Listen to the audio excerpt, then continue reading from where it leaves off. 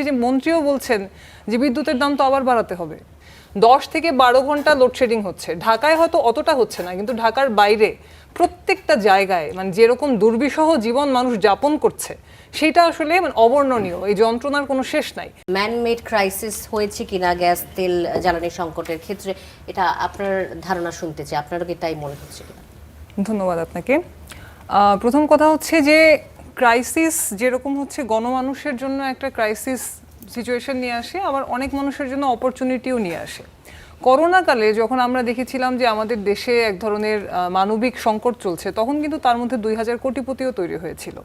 আমরা এখনও দেখছি যে যখন বিদ্যুতের এরকম একটা সংকটের চিত্র তৈরি করা হচ্ছে, তখন কিন্তু আলাপগুলি হওয়ার কথা ছিল যে সংকটটার সমাধানের রাস্তাটা কি। একটা হচ্ছে আশু সমাধানের রাস্তা কি, আর একটা হলো দীর্ঘমেয়াদী সমাধানের রাস্তা কি।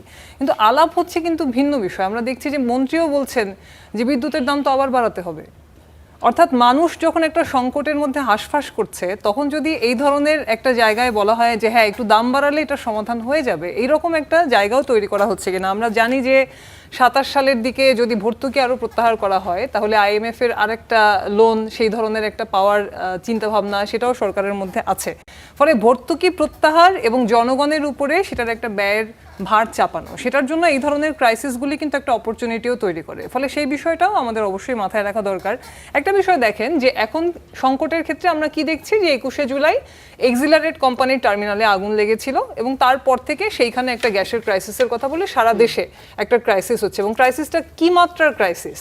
10 থেকে 12 ঘন্টা লোডশেডিং হচ্ছে। ঢাকায় হয়তো অতটা হচ্ছে না, কিন্তু ঢাকার বাইরে প্রত্যেকটা জায়গায় মানে যেরকম দুর্বিষহ জীবন মানুষ যাপন করছে সেটা আসলে মানে অবর্ণনীয়। এই যন্ত্রণার কোনো শেষ নাই। তাহলে সেই রকম একটা জায়গায় বাংলাদেশের মানুষ চলে গেল।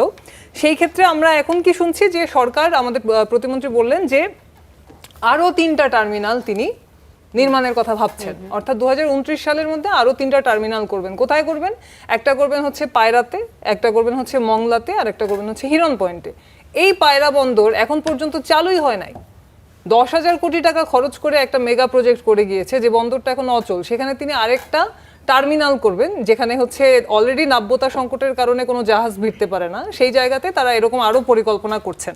অথচ দেখেন 3 বছর বসে তারা এই টার্মিনাল নির্মাণ করবেন, তারপর যদি আবার LNGর ক্রাইসিস হয় তখন তারা সেখানে বসে বসে ক্যাপাসিটি চার্জ দিবেন। অথচ ভোলায় 5 ট্রিলিয়ন ঘনফুট গ্যাস বসে আছে।